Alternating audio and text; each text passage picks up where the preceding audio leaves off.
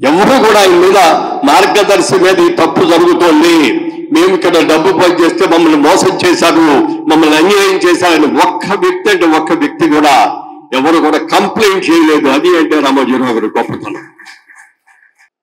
అలాంటి వ్యక్తి ఎన్ని కష్టాలు వచ్చినా, ఎన్ని సమస్యలు వచ్చినా దేనికి భయపడకుండా నిలబడ్డ వ్యక్తి రామోజీరావు గారు. ఆస్తులు ఎలా సంపాదించుకున్నారో అవసరం వచ్చినప్పుడు వాళ్ళ అమ్మటానికి కూడా వెనుదిరగల ఆయన.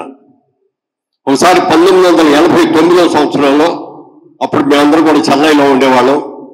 రామారావు గారు ఇక్కడే ఉన్నారు అప్పుడు ముఖ్యమంత్రిగా. రామోజీరావు గారిని పిలుద్దామని చెప్పి నేను చెన్నై నుంచి హైదరాబాద్ వచ్చాను.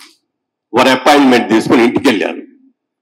ఇంటికి వెళ్ళి ఏంటి మురళీమోహన్ గారు అన్నారు. సార్ మీరు గారు అంటారు ఏంటంటే మీకంటే చిన్నవాడిని, మురళీమోహన్ పిలవండి సార్ చాలంటే, ఏ వ్యక్తినైనా మనం గౌరవంగానే పిలవాలి, గారు అంటే ఎక్కువ అని ఇంకోటి కాదంటే కాదు. ప్రతి వ్యక్తి కూడా మనకంటే గొప్పవాడు, మనకంటే మంచివాడు అని అనుకోవాలి తప్ప తక్కువ వాడు మనకంటే మనం నువ్వు అని పిలవడం అని కాదు అనేది ఎప్పుడు కూడా చేయకూడదు అని చెప్పిన వ్యక్తి రామోజీరావు గారు. సరే పెళ్లికి రండి తప్పకుండా అని చెప్పాను.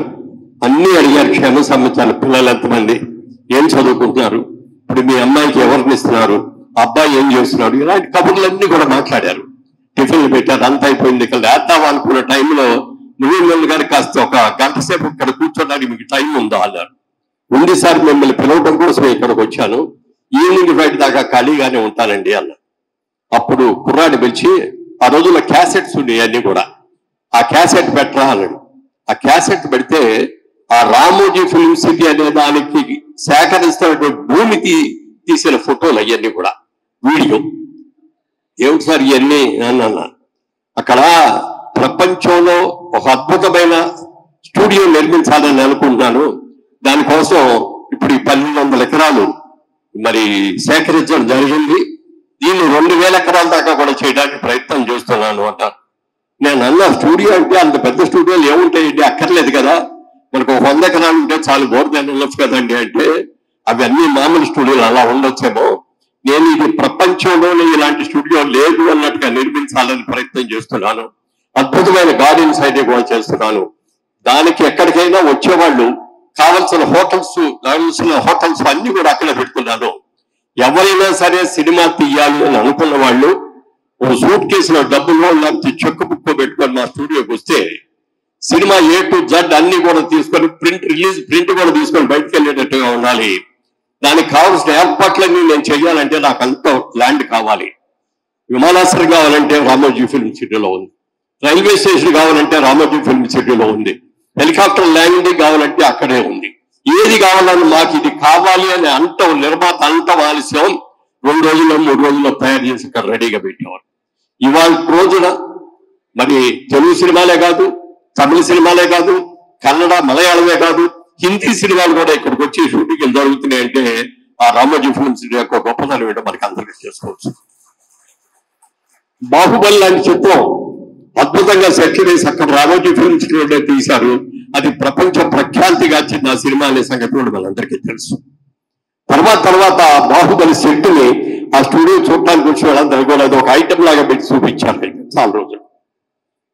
ముఖ్యంగా ఈటీవీ గురించి చెప్పాలంటే ఇవాళ ఎన్నో ఉన్నాయి. ఇవాళ ఈటీవీ ద్వారా ఎంతమందికి ఉద్యోగాలు ఇచ్చారో చెప్పడానికి వెళ్ళలేదు. అందులో ఎడిటోరియల్లో పనిచేసే వాళ్ళు కానీ, ప్రెస్లో పనిచేసే వాళ్ళు కానీ, లేకపోతే జిల్లాల వారిగా పేపర్లు పంచే పేపర్ బాయ్స్ దగ్గర గురించి కానీ ఎన్నో ఉద్యోగాలు వచ్చాయి.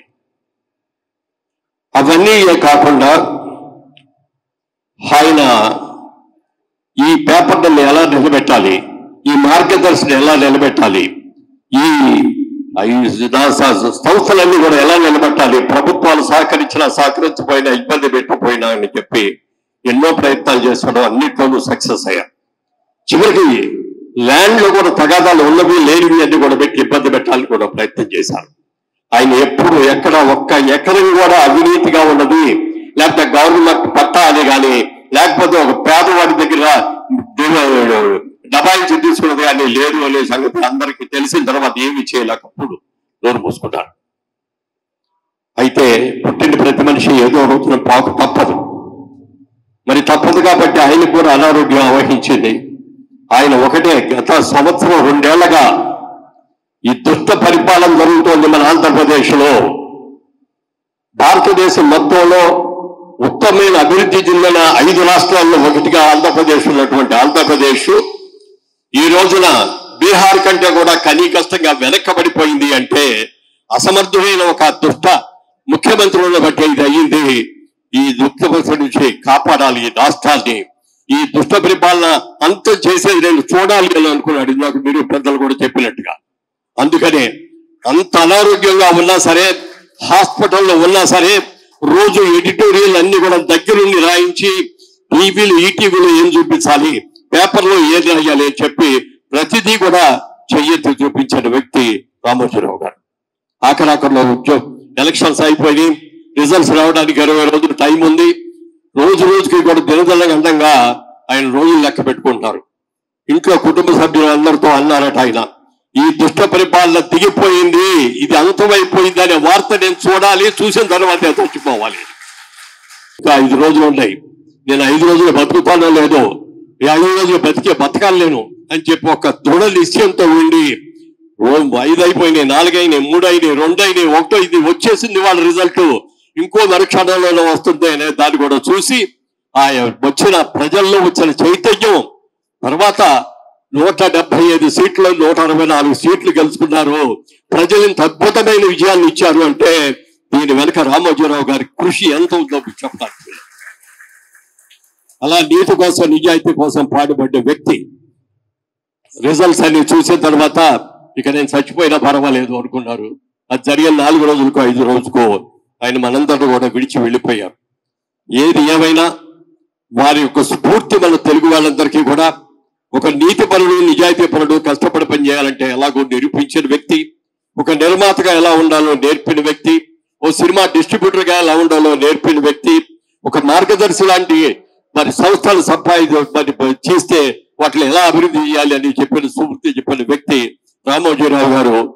మరి భౌతికంగా మనం దూరంగా ఉన్నారేమో కానీ మనందరి ఆత్మల్లో ఆయన బతికే ఉన్నారు.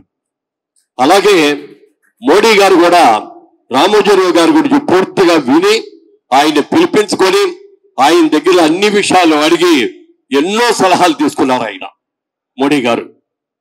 అలాగే భారత ప్రభుత్వం పద్మవిభూషణ్తో ఆయన్ని సత్కరించారు.